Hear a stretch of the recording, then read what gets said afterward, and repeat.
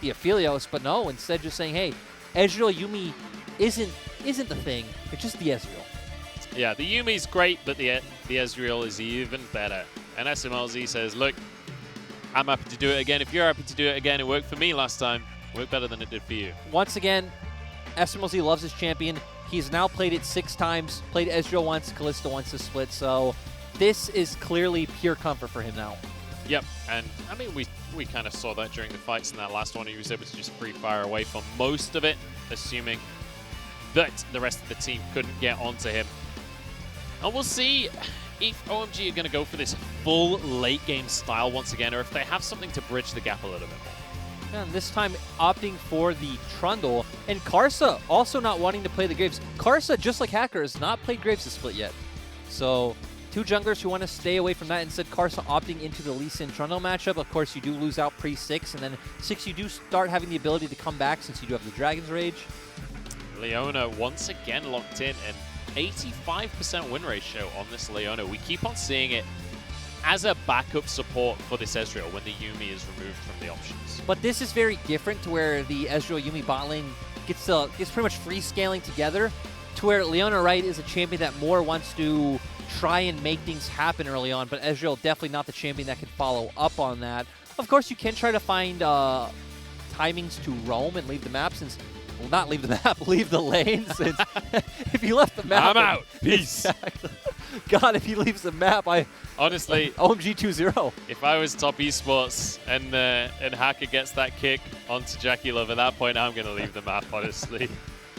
But that wasn't what happened. They played the game instead. OMG going to ban away the Echo here on the answer. Yeah, and the Echo is pretty strange ban. Typically, you only see it banned when you want to opt into picking the Syndra, but the Syndra already banned in itself as well. I'm going to guess it's signaling towards a mid pick on 4, and if not, I would just say that's a really strange ban if you're going to counter pick mid on 5, regardless. I mean, Knight does play a lot of Echo, so maybe it's just like a... Echo's not really a champion you can blind pick. It does a lot of rough matchups. Don't know, perhaps they know something we don't know. Perhaps it's something that Icon was thinking of going for here. But they're still going to have that counter pick.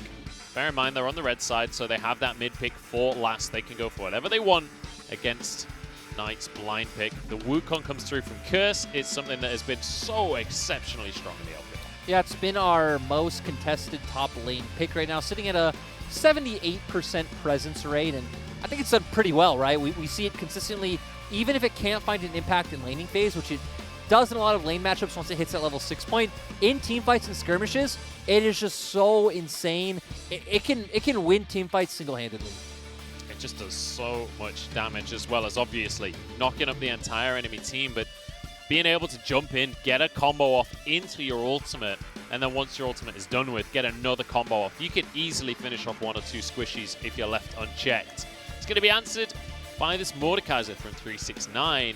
I expect the Orianna here. You have set up in Lee Sin and Leona as well. It's also a champion. Not only did he play the other day, but also checked his solo queue account. Has started playing that one a bit more. Something that has been played a ton over in Europe. And understandably, because it looks incredibly strong at the minute. We've seen lots of Orianna games recently that it has an absolutely massive impact in the mid lane. Also, just the sheer lane presence that you have in the early game is pretty outstanding. And I want to see what Icon's answer ends up being. We mentioned so many times in Game 1 that he is a LeBlanc and Zoe player, so going towards his bread and butter LeBlanc. The thing about LeBlanc is I always love to see a strong mid-jungle 2v2, which Trundle LeBlanc is just so awkward. You can set up a pillar into a chain on a champion like Orianna, who is immobile, but you know it's not something as prime as a LeBlanc Rek'Sai or LeBlanc Lee Sin, right? Trundle doesn't offer the hard CC to set LeBlanc up, unfortunately. So you the pillar is basically the only CC if the ethereal chains can't land. And the ethereal chains often are landing because of the hard CC. Exactly. And I still think it's fine. It still fits in the composition, does well against a lot of meta champions. And you're obviously very strong in the levels like 1 through 3. So it guarantees that aspect of dueling with the other enemy jungle. But just more guaranteed picks as we see respect coming out from both of our coaching staffs. It is Panda and BSYY. And we'll have to see how these compositions are going to pan out with Diana coming on through. Could have swore that was LeBlanc. Yeah. I mean, that was definitely a LeBlanc. Definitely, like, no doubt in my mind. I guess we'll find out when we get onto the Rift. What's in the mid lane? I saw a LeBlanc. I'm pretty sure that was locked in. Unless we're going crazy. We might be going crazy, but it's very possible I'm we're going almost crazy. positive that chat also saw LeBlanc. It is a LeBlanc. LeBlanc. Okay, it was just a weird thing on the LED wall. We're getting into game number 2 here. Icon has his LeBlanc. It's Top Esports against OMG. OMG taking game 1 in a surprise upset. I would love to see them take this, because that would really shake up the league. That would really mix up the standings. Also really interesting that he picked LeBlanc into Orianna. Early on, LeBlanc doesn't pressure in the matchup. You have like a lot of mobility from your distortion to try and dodge out on the ball plays and try to just land your chain into, a Q and an auto, come out ahead with an electrocute proc. But even once we start hitting like level 5, 6, 7, Orianna, of course, has the shield. Her passive makes her auto attack trading just so strong and will always have the ability to clear the wave. And I like the adaptation of we're seeing Orianna stick with the spellbook build, so going to have a lot of utility as the game goes on, going to be able to pick up something like an exhaust. Yep, you can go for whatever you need at the time. But let's talk a little bit about the expectations for these two teams, not in terms of organizations, but in terms of when they need to win the game. Because obviously OMG not just going for the hyper late game this time around. No, OMG having a lot more of a, let's say, mid-game spiking comp in comparison to what TS have picked up, for the fact that you do have a LeBlanc, you do have a Wukong in the top lane, so you're going to be able to start a lot of these skirmishes around the 10-15 minute point fighting for these dragons and heralds. Of course, TS having the Orianna and the Ezreal, so a ton of scaling there, as well as the Mordekaiser, which is going to be strong in the laning phase, but will also still bully out Wukong in the side lanes later on. Yeah, this is the thing. Mordekaiser, as soon as you've hit that level 6, you're pretty much consistently going to be an exceptionally strong threat in those team fights just because of your ultimate alone. Even outside of scaling and tankiness, just that ultimate does so much. The thing I love about Mordekaiser against compositions that have like a LeBlanc in the mid lane as well is it's very nice to kind of peel for your AD carry by just the threat of the Death Realm against someone like Icon jumping in, trying to find a pick. Cold procs his big old red eyes with the shield there, but he's going to be forced away in the bottom lane. And we are going to see, I'm expecting a relatively slow-paced early game here because we don't have the Lee Sin versus Rek'Sai matchup that we had last time around. Karsa is going to be on that Lee Sin, but, based on game number 1, Karsa's not feeling that aggressive today. Bit of a trade in the top side. But and also keep in mind that this is a losing jungle matchup early on, and you are getting pushed in the mid lane. Hacker, of course, should win this 1v1 duel. And he is going to find the duel onto Karsa, who just has to also has the red away buff, over the so wall. red buff plus press the attack plus the fact you're just a trundle against the Lee Sin. Feeling quite nice. Smite available for Karsa. It's not available for Hacker, though, so this should be red buff taken away here, given a shield by Knight.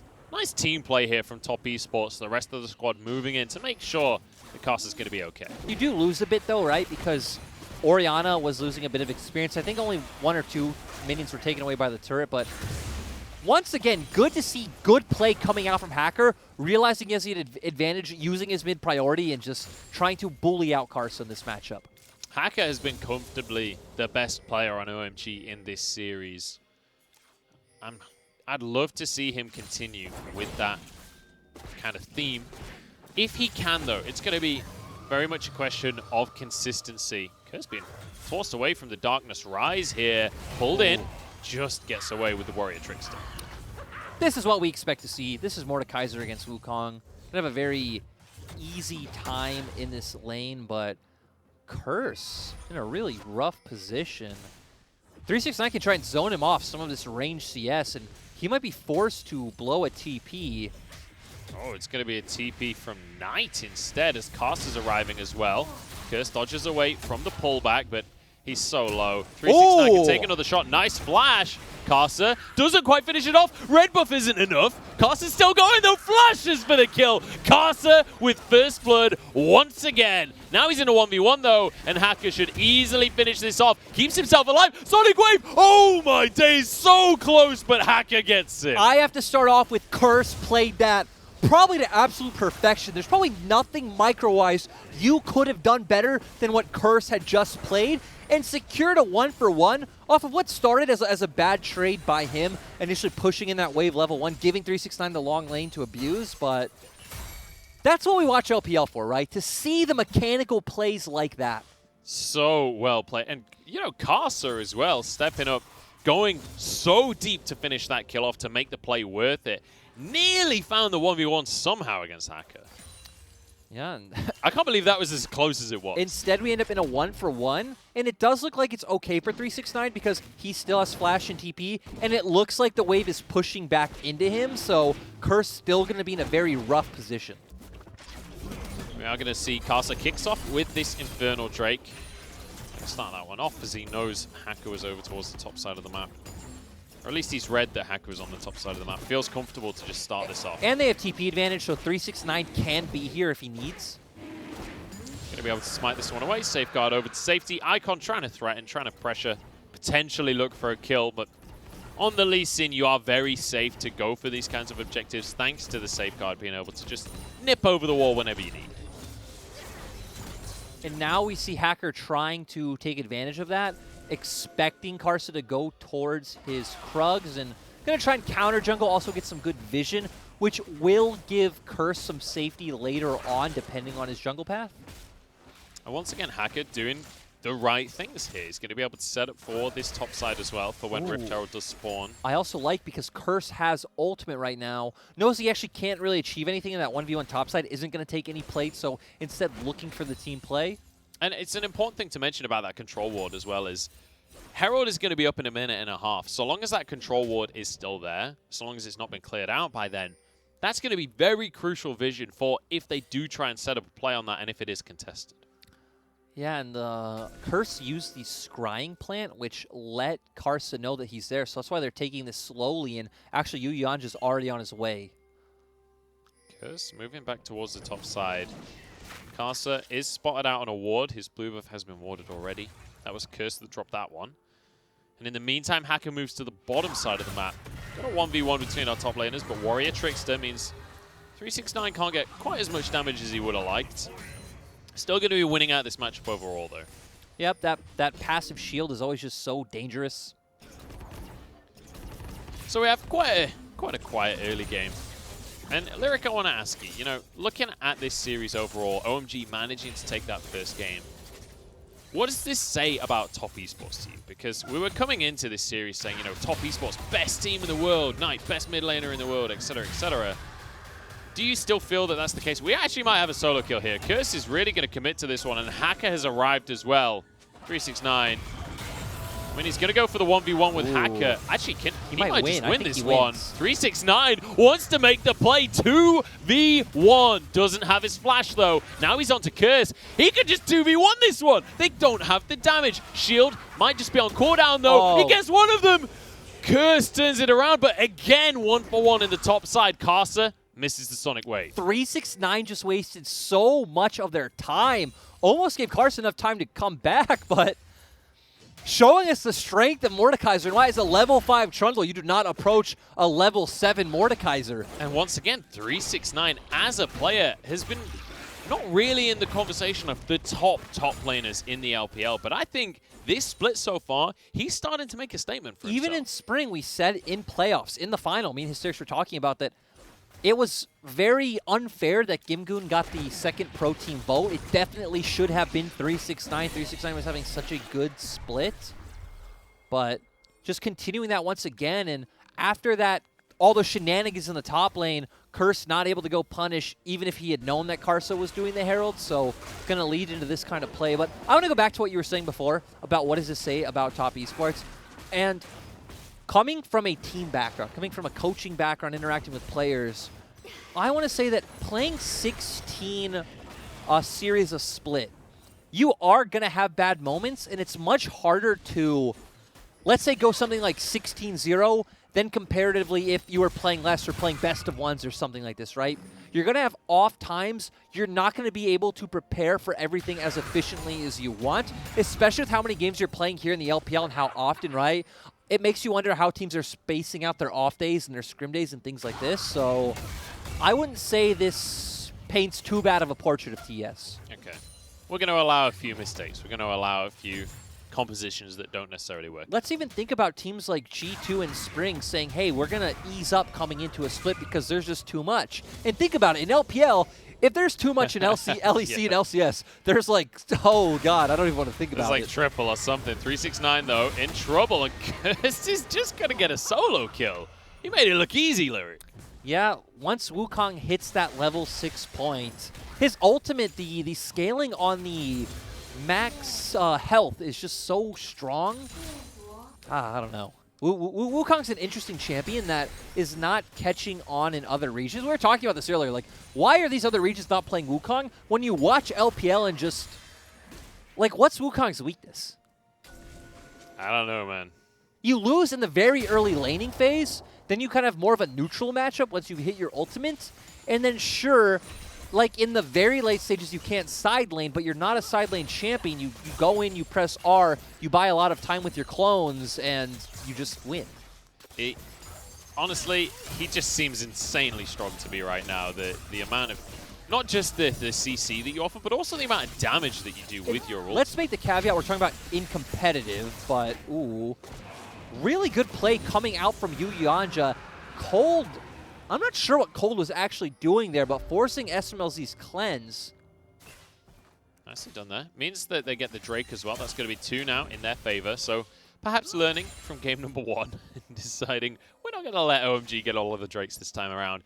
They aren't going to be so lucky, though. It's going to be the Cloud Drake. The Cloud Soul, sorry, this time around. TP comes through SMLZ. Finished off. Easy peasy. And build up this bulwark on the turret and then drop down the Herald is exactly what they're going to do. And typically, TES does do this, which is very interesting because we don't see them play around bot lane, right?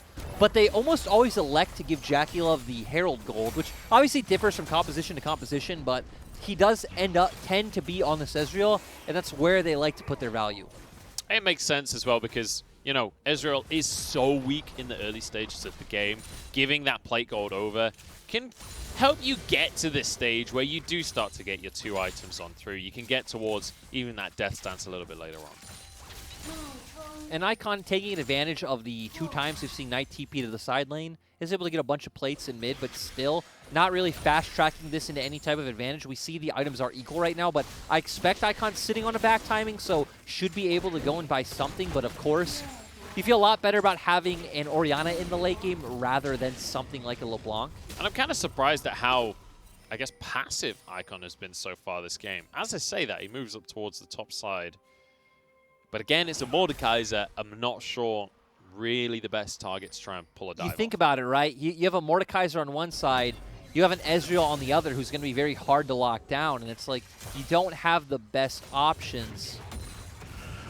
Kind of difficult to pull a play off, and as you rightly say, the 2v2 not there in the mid lane, but Curse 369 wants a bit of revenge for what happened earlier on, and Karsa is going to be happy to help him deliver that. Waits for the Cyclone, then goes for the Sonic Wave. That's a clone, my friends. Still going to force him out. Should force Curse to use the TP, so in about 30 seconds, we're going to have 369 with a TP advantage to make a play around Dragon in, you know, about 2 minutes. 2 minutes and 40 seconds to be precise. We did see Haka move into the mid lane there. We see Icon moving.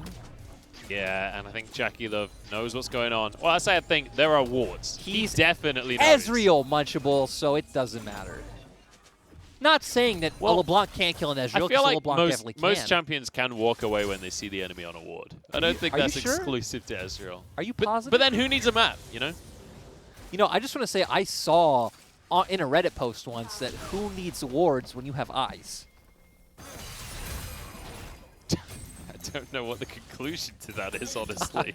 I don't I feel like wards are pretty ineffective without eyes. Unless you have some kind of braille wards. I don't know. Braille minimap. Yeah, I don't know where I was going with that either, actually. I don't know what the conclusion God. is. I disagree. I guess they're saying you can spot when someone is missing. But pro tip, the jungler is almost always missing. Hacker might be missing from the scoreboard because look at the CC chain. Down he goes. Icon forced to flee. Dragon not up for another minute and a half, but hey, Castle got the blue buff. Yeah, yes he did. And like you already pointed out, they killed Hacker, which is going to be massive. Now they can try and turn their bot priority into hovering mid and then going towards that second Herald. Yanja moving in towards the mid lane here. And I like you, Yanja, man. I want to talk about you, Yanja, for a second here because, you know, top esports, if you're you, Yanja, it's going to be hard to make a name for yourself, even on a roster like this, because look at the talent that you're next to. It's going to be hard to outshine these guys, right? It sucks because even if you play good, like, other than to people who, like, truly know this game on, like, a micro level and, like, especially, I think, bot lane mains and, like, High Challenger and other pros, it's going to be very hard for a general audience who, no matter how good you play, they can just be like, well, it's Jackie Love. It's that kind of meme of the support feeding the AD carry all game long, and then they're like, oh my god, AD carry, you're doing so well. Except it's compounded because you're next to Jackie Love. Yes. I'd say the good thing for him is he is more of a playmaking support on champions like Thresh. Because think about someone like Xiaoxi, right? It's very easy to see Xiaoxi's impact in the game because of the way Xiaoxi plays. Nice in a 1v1. I say that. Cost has arrived. Turret low, but they're going to be all right. And we see 369 pushing out he TP'd top, which gave him prio, push that out, is heading down towards bot, and is hopefully going to secure TS a Dragon with numbers advantage. And recognizing that, OMG are actually just opting for the Herald. Yanja couldn't quite get that second ward there. Dragon already started by Carson, as you rightly say. OMG move up. Well, they try to move up towards the Herald, but top esports, they want their cake and to eat it. The one thing I love about Mordekaiser, though, is when your enemy jungler is doing an objective, you can pull him into Death Realm and buy enough time for your jungler to arrive. He absolutely can, but Cold wants to make the play, and it's Jackie Love caught out once again. Time and time again this series, and Knight wants to answer for it. Cold does survive, though. Carson has arrived, and the Rift Herald did reset. 20 seconds on Jackie Love here. And it does look like they're going to posture to try and stop OMG from doing it. They did blow 3 flashes for that, by the way. Yeah, but with Knight's ult on cooldown, this might be hard, although 369 might just be able to kill Hacker, which is exactly what he's going to do. I guess 369 is just putting everyone on his back this game. In they go. Curse gets the ultimate, though. Cold pulling everyone in, and Knight chased down by the monkey. This is the fight for OMG, and potentially the snowball that they need for 2 games. Herald goes their way. That is so depressing because 369, like you said, he was putting that fight on his back, killed Hacker, got Curse low initially, but still, we know Orianna doesn't have any damage at this point in the game. Jackie Love was already dead, so pretty much 369 versus the world. And, you know, you mentioned Orianna not having any damage, also didn't have ultimate available. True. Like, what are you really going to do as Orianna, aside from just 1 QW? So, it felt, again, kind of disrespectful from top esports to even go for that fight in the first place. I actually like the posturing from them because we saw the value of a Mordekaiser, right? And it's something I feel like we don't see enough of, trying to abuse enemy junglers in objective fights. But the fact that Jackie Love got caught out, and even saying the word caught out feels hard because they did dedicate 3 flashes and 3 ultimates. SMLZ Cold all use their ultimate to kill Jackie Love. Kind of unfortunate. Should he have path better? Probably, but ultimately, still TS making a mistake by then trying to fight without Jackie Love, right? Exactly. Trying to fight without Jackie Love, without Knight's ultimate. Fair play to 369. Like, despite his scoreline, is still actually looking really good this game.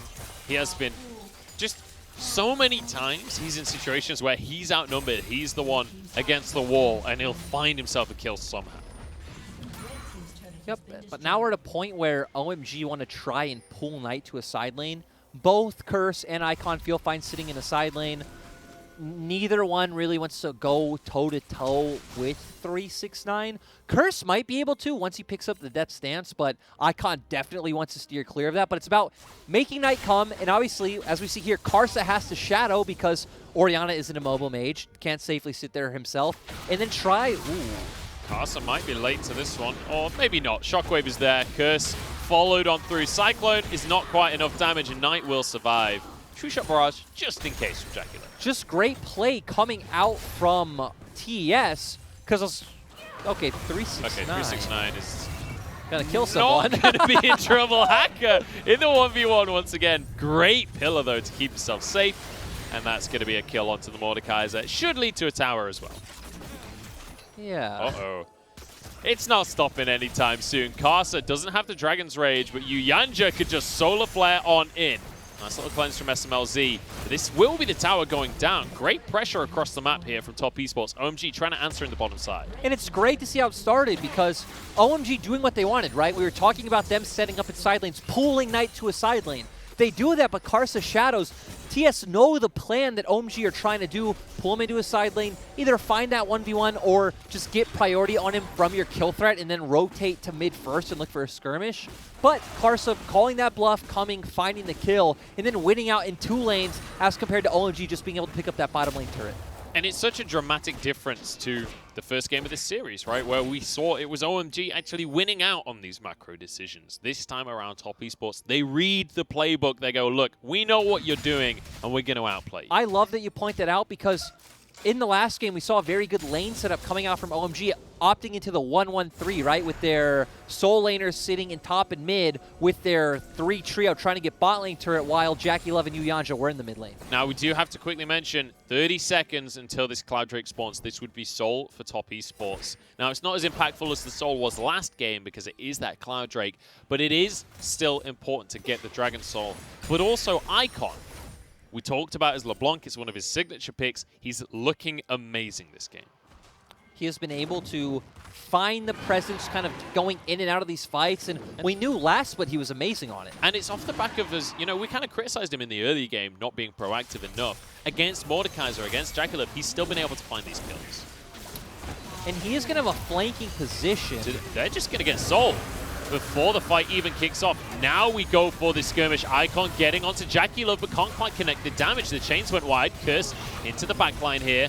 Wants to get the Cyclone, but 369 pulled him into the Death Realm. Jackie Love gets one for himself. Even Yuyanja surviving. Icon can't get the chains. He's flashing away. Jackie Love not going to chase for that one. Now into the mid lane. TS having a superior position, got the dragon. OMG were late on the Knight's fight. Found him. He's not going to get away with this one. Icon can't escape. Or Yes, can he? can. Blast Cone. He's LeBlanc, Munchables. Go on, Of course he can Yuyanja. escape. Finish him off. Nah, okay. He recalls. But I actually didn't even see where Rookie used his shockwave in that fight. But look at the cooldown. Rookie's not playing. Oh, not Rookie. I'm sorry, Knight. Yeah, And that's how synonymous Rookie is with Orianna. I was going to say, I see Orianna, I think Rookie. But Yeah. look at Knight's ultimate. It's actually already back up. Yeah. That's the beauty of Orianna past level 11. It is a very long cooldown to start with. But this is also the strength of Top Esports. When they find themselves a lead, they will snowball so quickly, getting the Baron off the back of this Soul as well. Yeah, now they're going to be able to go put themselves in siege positions. And you look at OMG's wave clear, the fact that they opted into a LeBlanc means it's not really there. But let's look at this fight again. I want to see where Knight uses his shockwave here.